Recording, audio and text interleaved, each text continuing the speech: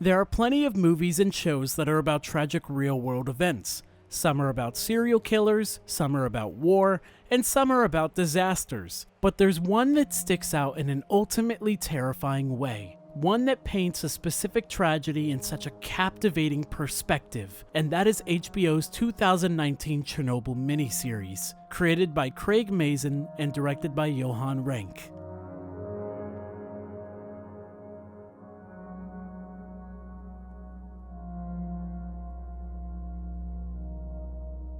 The series revolves around the Chernobyl nuclear disaster that took place in Soviet Ukraine in 1986, along with the efforts to clean it up. It received an overwhelming amount of praise for its cinematography, tone, soundtrack, and accuracy. Pretty much everything about it was heavily acclaimed, and for good reason, but we'll get into that in just a bit. Oddly enough, it certainly isn't new for media to be inspired by what happened at Chernobyl. There have been a handful of films made to tell different stories, and interestingly, it has inspired a few video games, specifically the Stalker series, which gives the disaster a sci-fi Fallout sort of setting. Another game is Chernobylite, which has its own sci-fi twist, but also recently added a mode where you can explore the exclusion zone and learn many informational facts about the accident, which I think is really cool. But for this video, we're talking about the HBO series. Before anything else, if you haven't seen it, I highly recommend watching it because it is most certainly worth the watch and will undoubtedly leave an impact on you. To give a simple summary of the plot without spoiling it too much, it mainly follows Valery Legasov, a deputy director of Russia's leading institute for nuclear energy, and his attempts to clean up the disaster and reveal the truth behind what had gone wrong. It branches off in some parts to tell the stories of other people, such as Lyudmila Ignatenko, the wife of one of the first responding firefighters at Chernobyl, but mostly focuses on Legasov. This allows the series to show other perspectives and stories while still maintaining a general focus of the accident.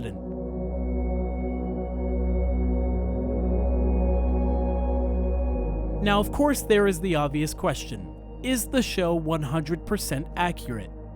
No. Obviously, it dramatizes some things to make its plot flow more smoothly, keep viewers invested and entertained, and add a bit more intensity to it. Now, as you might assume, that's a pretty big, risky creative decision to make since it was such a tragedy, and it would be extremely bad to misrepresent or disrespect those who were affected by it. However, a very large amount of research went into the production to make it as accurate as possible while still making it suspenseful enough for general audiences, and a lot of that time was spent with experts and survivors from the event itself. Now, I'm sure there are plenty of people like myself who would love a fully 100% accurate show about Chernobyl, but some of the changes made for the sake of tension were not bad. At the same time, some of them weren't too good either. With each episode's release, there would be a podcast that would accompany the episode that talks about its changes and why they were made, which I recommend if you're curious about that. If anything, this series is what inspired me to do more research on the whole event and find out more. I've done as much as I could in regards to what really happened, and also for this video,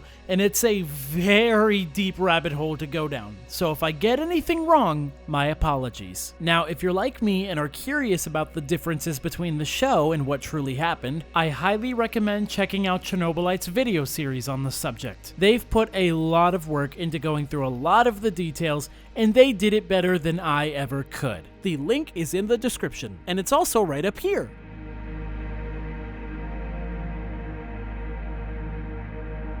From here on, there will be spoilers, so be warned. When I originally was writing this script, this segment was going to be dedicated to someone in the show who isn't even a real person, Olana Khomyuk. And the reason behind that was that she is a representation of the many real scientists who investigated and did research on the accident. I believe that representing all the hard work and effort those scientists put in with one character is smart, not only for the sake of storytelling, but also a good way to depict and acknowledge the efforts given to understand what really happened. If I'm being honest, the representations of most of the people are so well written, fleshed out, and performed amazingly, and they all deserve praise. But after revisiting the series, I now believe that the best portrayal is actually of Boris Sherbina. Boris was the deputy prime minister and vice chairman of the Council of Ministers for the Soviet Union during the events of Chernobyl. His responsibility was evacuating all of the residents of Pripyat, the city that's closest to the power plant, which means that he played a very important role in the safety of other people. Now, I want to make clear that the real Boris and the one that you see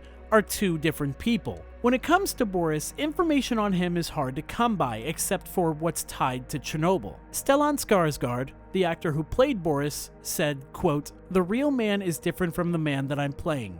The real man is very hard to get any information about. I play the character of the script, and the script and the story need some things from this character, whether that was the way he was or wasn't," end quote. His statement on the script and the story needing some things from the character can be applied to most of, if not all, the people that you see. So in that case, the question stands, what makes his portrayal the best? From the first moment he appears, he doesn't believe anything Legasov says and believes that everything is safe. But by the end of the series, he realizes the severity of what has happened and the impact it has made on so many people and the environment around him. He slowly opens up to realize that Legasov has been right the whole time and then genuinely tries to assist him. And you can see this change in him slowly from the beginning to end. It's not a sudden shift. It slowly sinks in as he witnesses more and more of the impact, and he becomes more sympathetic.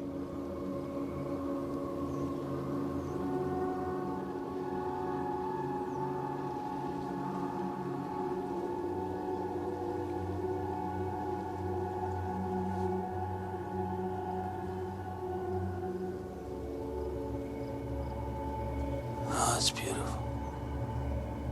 This development is especially important because among all of these government officials who continuously downplay the situation and even try to hide things, him seeing everything right before his eyes changes his view in an extremely striking way. Not only that, but he goes from not caring about Legasov to being concerned about his safety with the KGB if he tells the full truth. He is a representation of the slow-burning realization of how bad and dangerous the whole situation really was. The show gives what's known about Boris, that he was in charge of the evacuation, and adds to that with more growth and gives him an arc throughout all 5 episodes. And that arc makes him what I believe to be the best portrayal.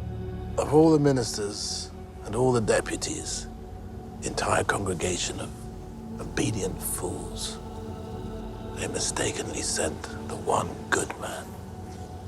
For God's sakes, Boris. You were the one who mattered most.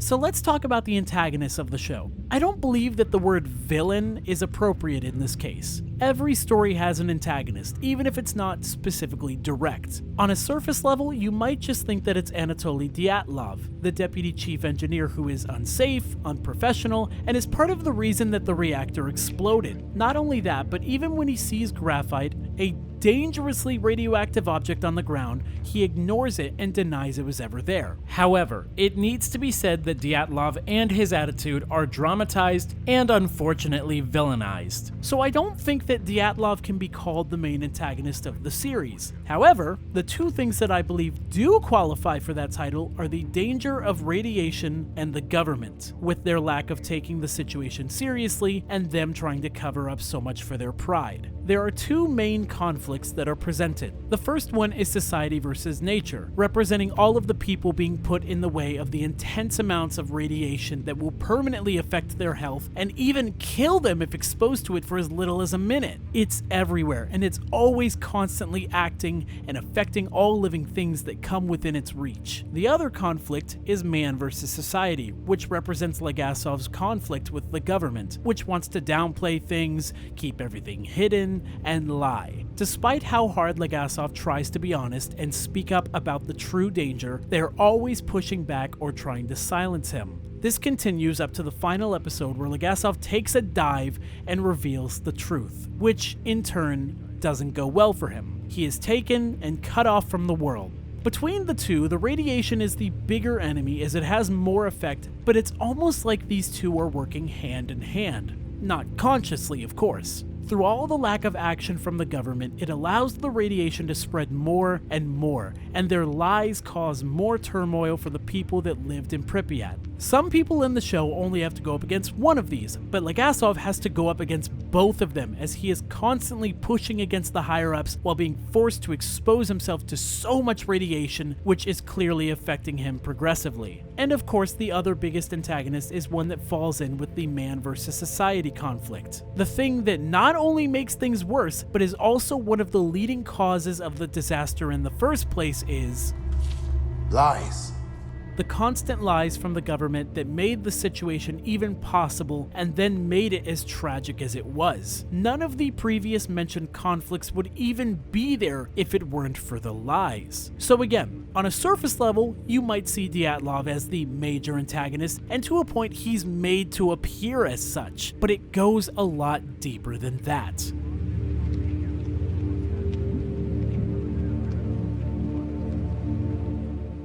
Now let's be honest, this series is harrowing. When you think of horror, you probably think of movies involving the supernatural, killers, monsters, fictional horror. But what makes Chernobyl scarier than any of those is that it's all real. And the biggest aspect that establishes that horror and intensity is how dangerous the radiation is. It's invisible, but you know it's there. And every time you see someone even near the power plant, or you see someone pick up a piece of graphite, you know that there is so much of it affecting them and their body, whether it be immediate or long term. There's a specific line that's spoken twice in the first episode that strikes terror in just about anyone watching.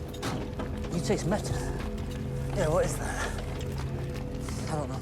That line alone already lets you know that they are beyond any help, that they have doomed themselves and they don't even realize it. There are so many moments where people are putting themselves right in the path of deadly amounts of radiation. Sometimes they're aware of it and sometimes they're not. Regardless of which it is, it's extremely nerve-wracking. And to reiterate, this all really happened. Now, as I said earlier, there were many things in the show that were dramatized for effect, but even aside from that, Chernobyl was a real event, which means a lot of what is seen is true. And seeing that from the angle that it's framed in, assisted by a very eerie soundtrack, is absolutely chilling. The soundtrack was composed by Hilda Gonaditer, and the majority of it was made from ambient recordings captured within the Ignalina nuclear power plant in Lithuania. What comes from the soundtrack is especially unnerving, blends perfectly with the visuals, and just completes the whole tone of the show. HBO's Chernobyl is a gripping, intense, but beautiful miniseries that portrays the events in such a captivating way. It gives a new perspective that is tremendously thought-provoking and striking in various different ways. As it's quite obvious, so much work and dedication went into it to not only make it entertaining and even informative, but also to represent the important figures that gave so much to help with the repercussions of it in the best way possible. In my opinion, everyone that worked on it did an excellent job at creating something that gave a mostly accurate story while being able to showcase how severe the nuclear disaster was. It is a fantastic frame for the tragedy because it gives a more dramatic approach to viewers, but also sort of drives them to look deeper beyond, like it did with me. Again, if you haven't watched the series yourself, I deeply implore you to give it a watch. I don't watch as much TV as I used to, but it definitely captured my interest in Chernobyl. In the end, this show painted the events of Chernobyl in a memorable, hair-raising, and overwhelmingly impactful way.